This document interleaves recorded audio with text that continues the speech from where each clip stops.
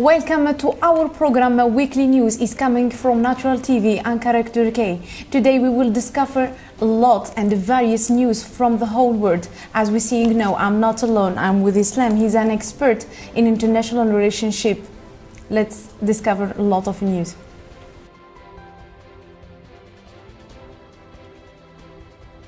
Let's start the first title with Islam. Islam, you're welcome.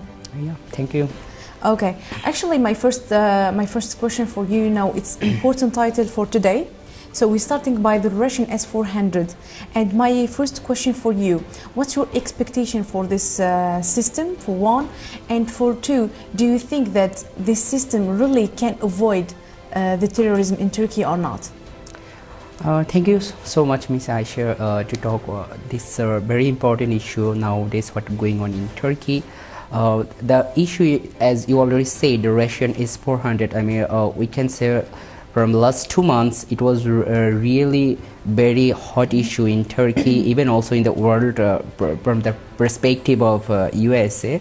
As we know, the Turkey is buying this S-400, and they're telling it that the S-400 is very important weapons system or for Turkish national security. You know, this one, in one hand there is a national security, and in other hand there is international relations or international politics, or to make a relation with other country as on the based on alliances. Two things is totally different. Like, you know, the Turkey, they understand, like when they are buying S-400, in one hand USA, they're trying to push on Turkey, don't buy it. If you want to buy it, we will make a sanction. And for recovery the alliances, they have one option, do not buy it. But on the other hand, Turkey need it because they have they need it for to secure their national security. So like what is the very much important for Turkey? Of course, to protect their national security. And Turkey is always saying that it's already done deal.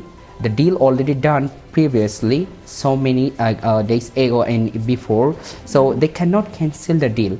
And that's the issue what we're seeing, that now the Turkey already, I mean, the parts of the S-400 already came to the Turkey, and USA, they already give us some statement. You know, that USA, they have a system, and that's what said, you know, CAATSA, the Countering Americans Adversary by Sanction Act. And on this act, they can make some sanction on Turkey.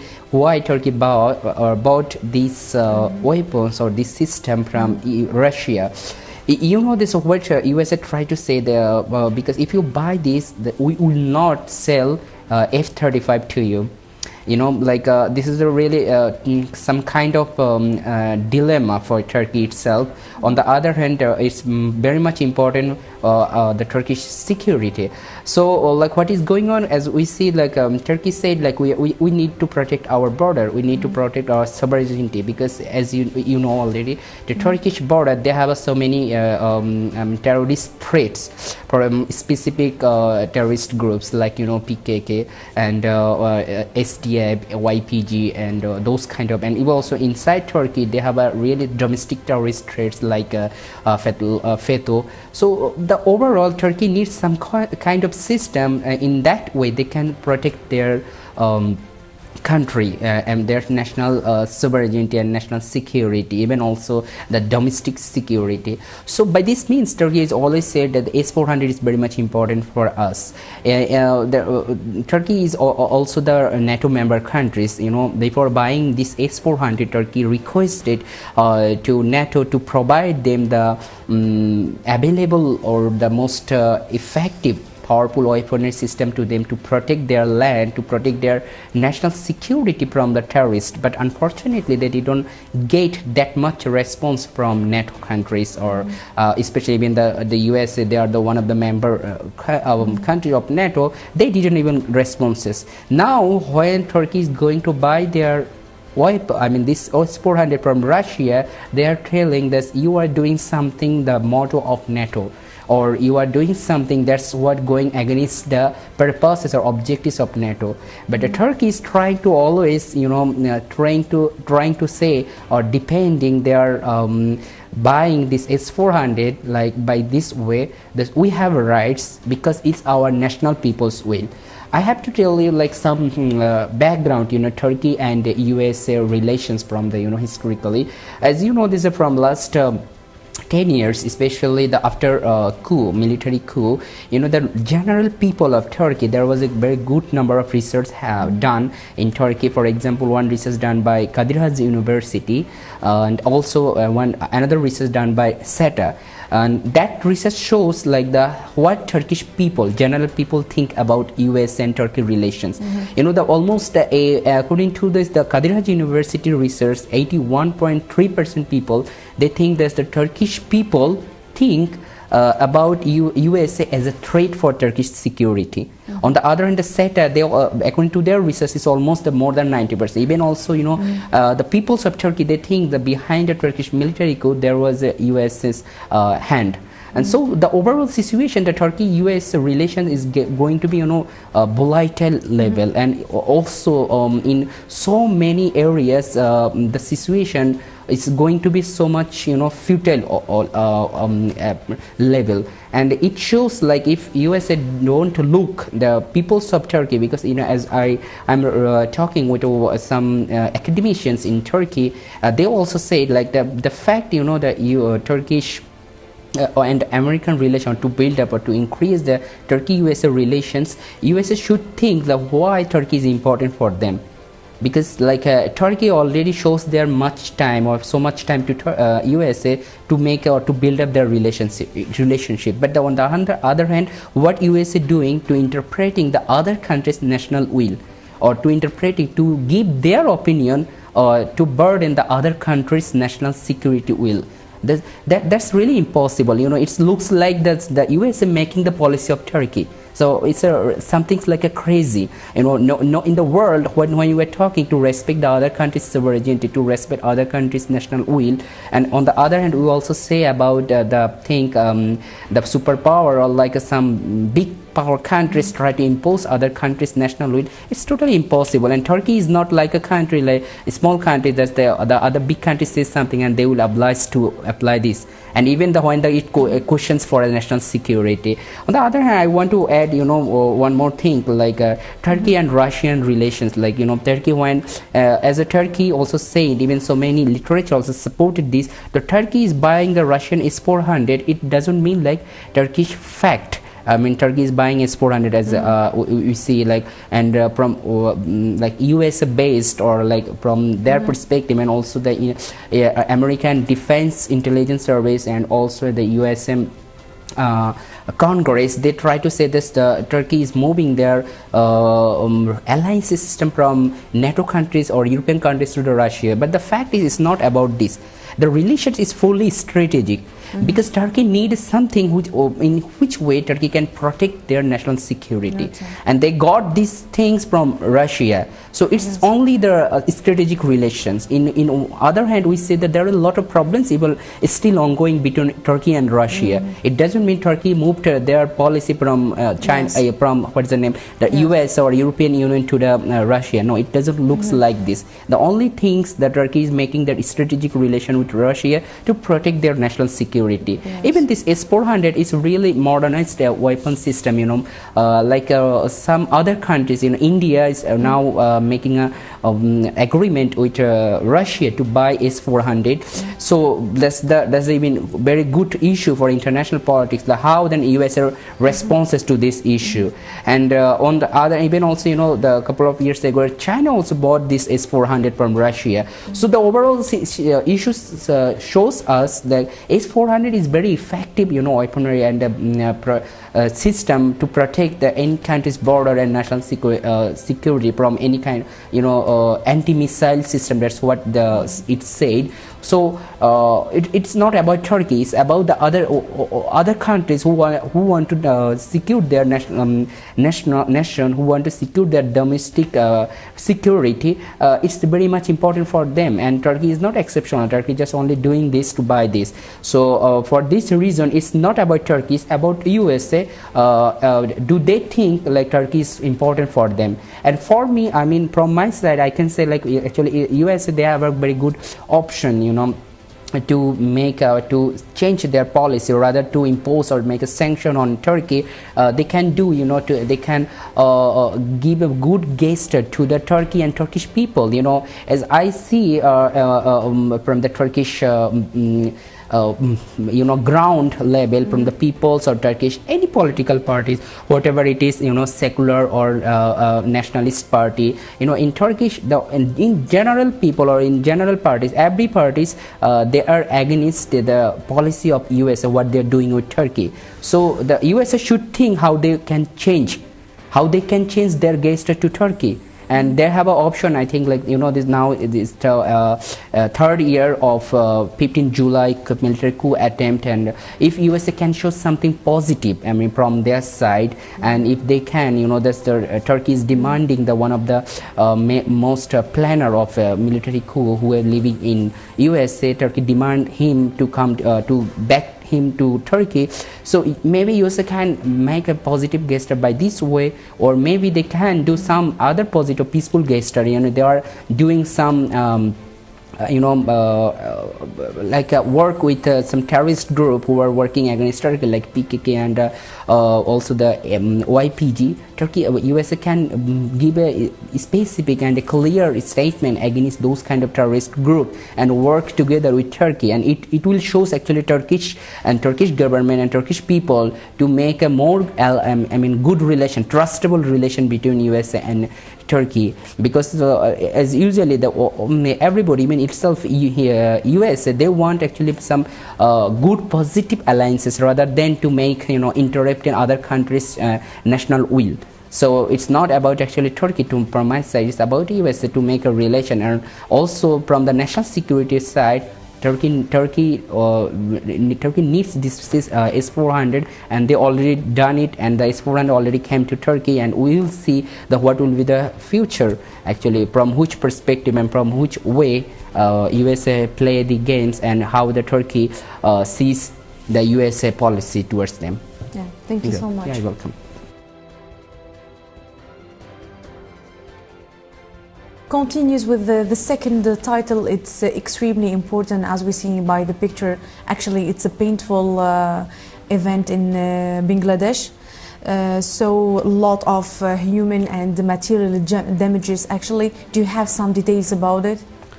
Thank you, Ms. Aisha. As we see the picture, it's about the Rohingya refugees who are now living in Bangladesh as like a refugee statement, though it's a really little bit confusing, like are they the refugees or not, because Bangladesh is always try to tell like these people should go back to their home country, I mean the Myanmar. I just try to, before telling this, I just try to add why the Rohingya people, they are now this situation, this is really the worst situation for any kind of humanity. It's catastrophic, it's natural catastrophic actually. We talk about the flooding now. It's about natural catastrophe, but the people, they have a respect, they have a honor to their country, but what the Myanmar did with these people it's really inhuman, and they did a genocide, and according to the United Nations statement, it's a world's textbook example of ethnic cleansing. They are killing people, they are raping women, they are killing children.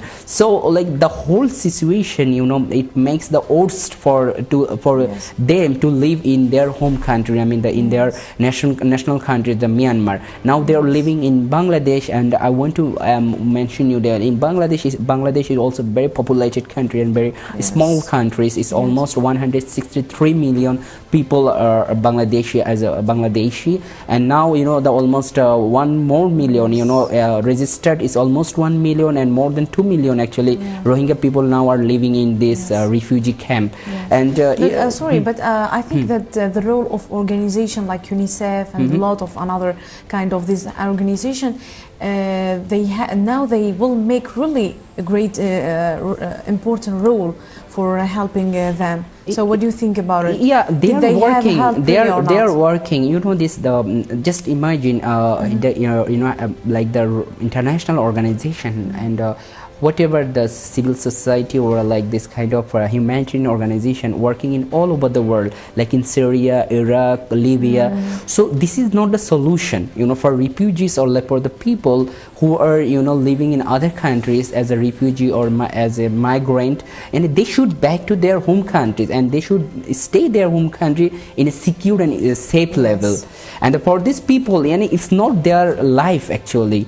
Their life is their home country. They are living here. You see this, the people is they are living this kind of home, you know, 4, 5 or 5 people, more than the people, you know, and the women, and also there are so many peoples who lost their hand or legs or those kind of people, and physically disabled people, and a bit. Yes, exactly, and it's really hard for them to stay this kind of people. And the news actually shows, you know, the Rohingya people who are living in now in Bangladesh. In a, there is a camp, most of the camp in Cox's Bazar. This is the one of the most, you know, touristic city of Bangladesh. But they're living, and Bangladesh opened their door for, I mean, and they are living there. But you know, I have to tell you, the Bangladesh is a one kind of monsoon country, you know, the rainy. Now the Bangladeshi season is the rainy season, and almost every day there is a raining. So you know, the people who are living here is almost a flood area. Even the nearest place of this refugee camp is you know, sea level. I mean, the nearest place is the sea. So when the rain is too much, then automatically the water level is make a high level. So for the people to live in there is really impossible. Even for in general Bangladeshi people, it's really hard to stay there. So what is going on, you know, that we can, in one hand we can say the humanitarian organization, you know, especially Turkey is doing really great work. Turkish some organization, especially, you know, Tika, and also AFAD, and Turkish Health Ministry, and Turkish Red Crescent, like Turkizilay, and so many, you know, Turkish humanitarian organizations working greatly and vastly and hugely in this land for the refugee people, for this Rohingya people. But the fact is that it should to be solved, it should to be resolved. The United Nations and some other countries like who have an influence in their, like whatever it is, regional countries like China or India, or international countries like USA or UK, they should play a very important role to resolve this problem, because by itself or only by Bangladesh or like by helping Turkey, it will not be resolved. These people should back to their country in a safest way, because actually these people, they want to back to their country, but the problem is they don't feel secure in their home country, because the people of others and Myanmar citizen, we can say that their home country citizens, they are telling them that you are coming from Bangladesh, but the fact is those people are living there historically. I mean, in Myanmar they are living historically, and they are indigenous people, but the fact is we see that these people now they are live in here. So I think that these things at first, like humanitarian organization, they should or make some good help and good gesture for them, and on the other hand these people should back actually to their country to live in their honored life as like a Myanmar citizen. Thank you so much. You're welcome.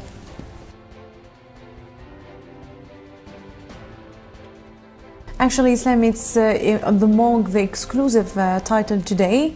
It's about racism, but actually I wanted to ask you, you know that now in Israel there is more than 1,400 Ethiopian, they living in Israel. So on what basis this kind of violence or this kind of attacks against the Ethiopian people there? Thank you. You know, the questions or the news is about, you know, the Jewish people and who are living in Israel, and especially the African black people who are living in Israel. How the Israeli authority or security forces making, you know, racism towards them. You know, for Israel, you know, we can say at first Israel their behavior towards Palestine, because when we understand Israel, we have to take some image like how they are behaving with the Palestinian people. What's kind of xenophobia and act they are doing with the Palestinian people. Now they are, step by step or gradually, they are clearly giving a message to the world how much racist a country making a behavior with African black people, and who are also the Jews. This, as you said, like the 1,400 Ethiopian Jews are living in Israel. You notice that in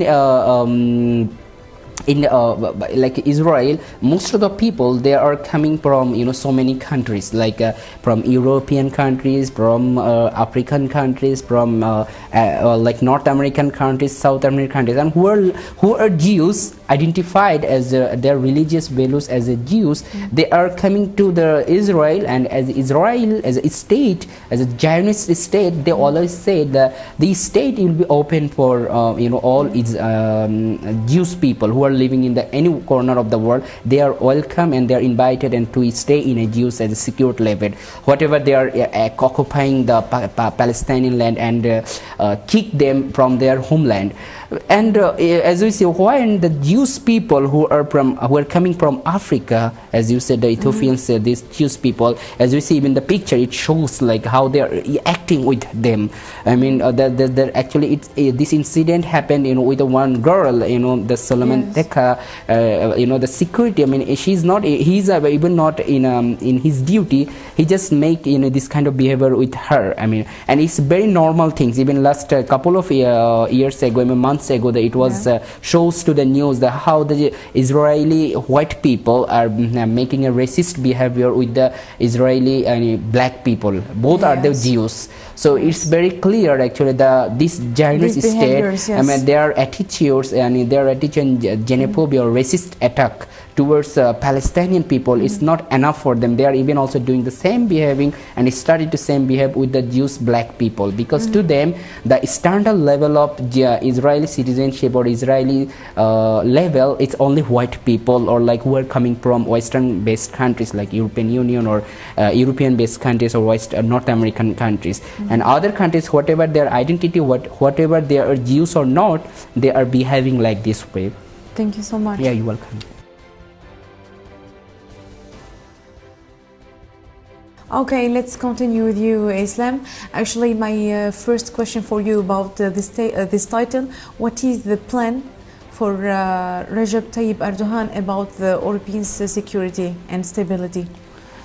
Thank you, Ms. Aisha.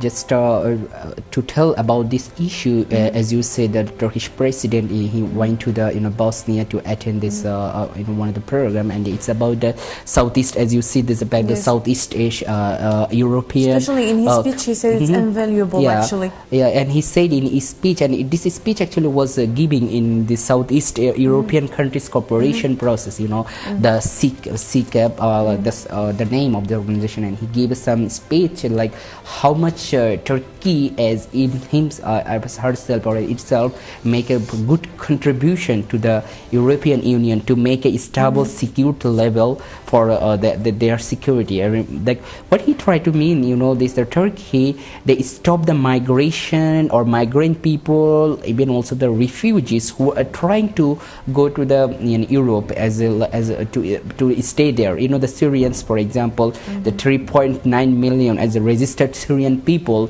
and living in Turkey. So like just imagine if Turkey can protect, or if Turkey don't give them to a status as a refugee, or to give them as a open door for them, then these people, of course, they will go to the European countries. But Turkey do it, and as the president of Turkey, he tried to say it like, okay, we do it. There was some agreement between the European Union and Turkey, but even also with the Balkan countries. But unfortunately, those countries and the European Union, they didn't continue, and they didn't continue their agreement with Turkey what they give before.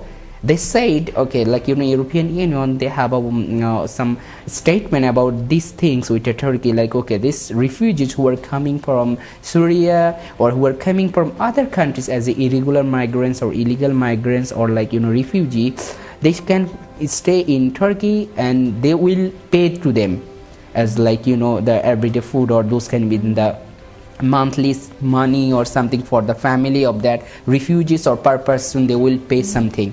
But the fact what we are seeing, like the recently they are not doing that things what they give a statement or they make an agreement with Turkey.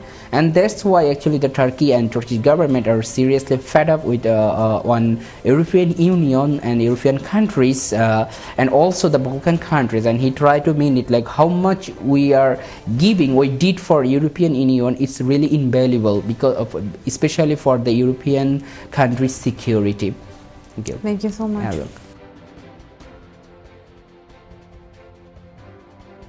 So as we're seeing Islam by this video, actually I'd like to ask you how is the atmosphere of election in Greece? It's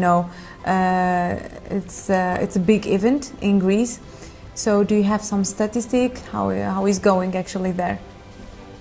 Thank you, Miss Aisha. As we saw the video, and it shows about there is election in Greece, and the new party, New Democratic Party, they already won the election. I mean, the election already done, and the previous party they already lost the election, and the New Democratic Party's the new president they came to the power, and it shows this, the democratic process of the Greece, and almost they got they vote casted almost 92.8% vote already casted, and out of this 39.8% vote got getting by this New Democratic Party. So it shows that the process was already went smoothly, and as we saw that the news, there was not that much problem in Greece environment and the election environment. So overall we hope so the future of the Greece and for the people of the Greece, it will be really good things to show that the peaceful process for their own countries.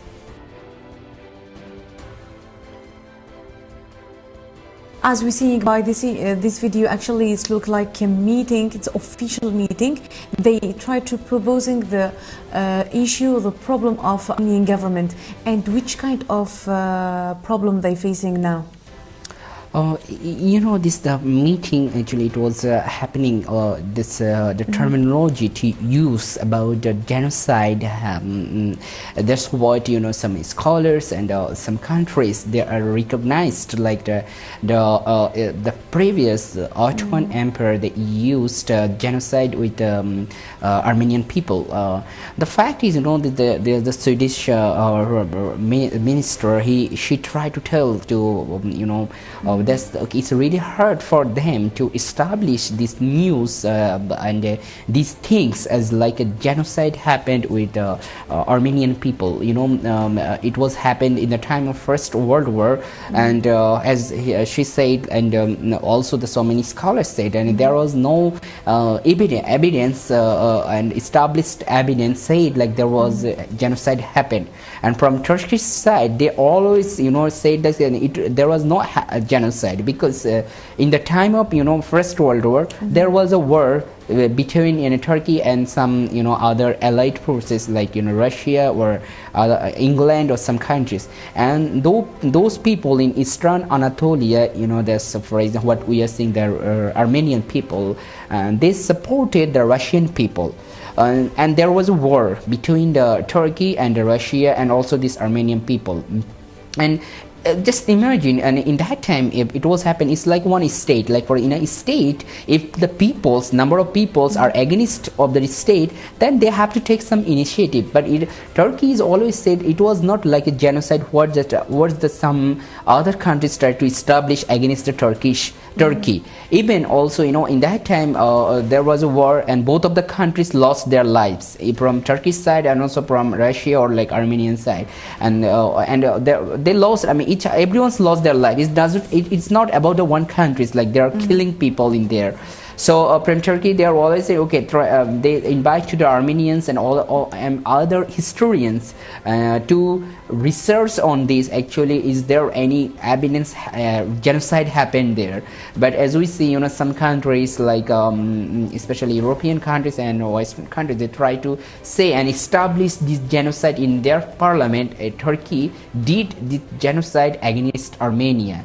But Turkey also invite to Armenian historians, Armenian people to make a research on this issue from both of the side, make some table and to sit down and talk and make a research on this issue, like is there actually genocide happen. But the issue is we see like and they are not sitting and they are not talking, just try to say there was a genocide, but the reality is different. Thank you. Thank you so much.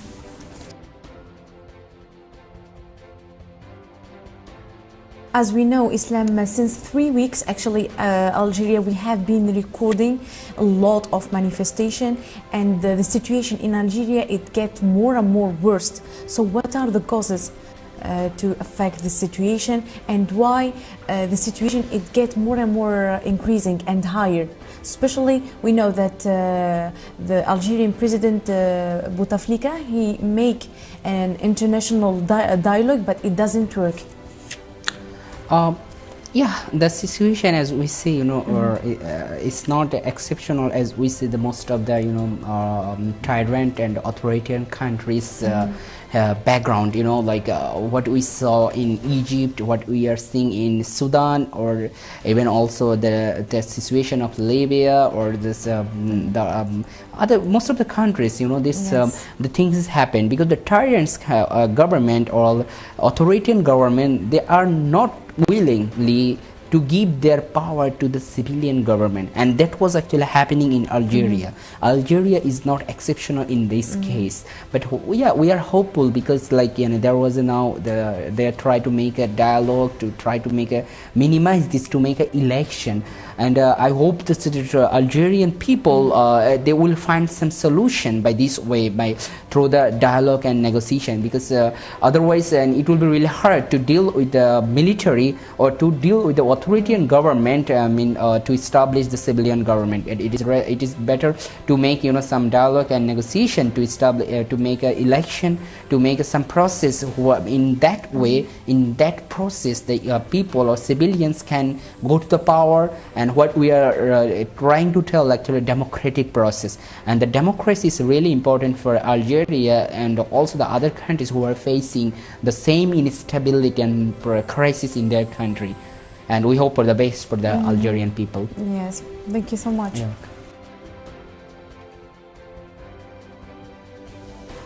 Actually, Islam, again, we will talk about Israeli system, but now I think it's get more worse.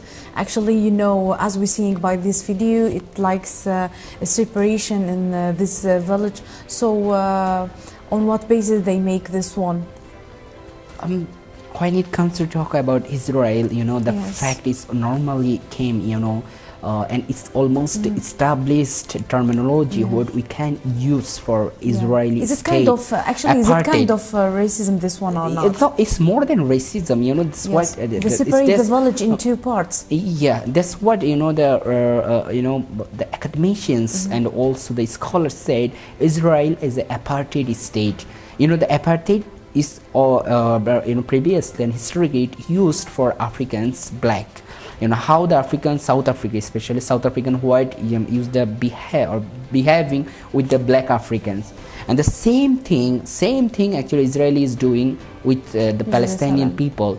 They are diverting the people of Palestine, you know, by wall, by gate, on the name of by the name or based on the security, and that's really absolutely unacceptable and illogical, you know, like, okay, whatever is happening in international system, then, and from the background historical, it's really short time to talk about this issue, but the behaving with the general people, it's really absolutely unacceptable. You know how Israel can do this kind of behavior to a general people of Palestine, and that's the villages. That's what we are seeing. Even the people, that there is a gate. Like if you want to come, you know, like they have a specific event time. You know, the specific time they can open that gate, and otherwise you can stay there. I mean, it's just by the name of the village, but the reality is it's a prison.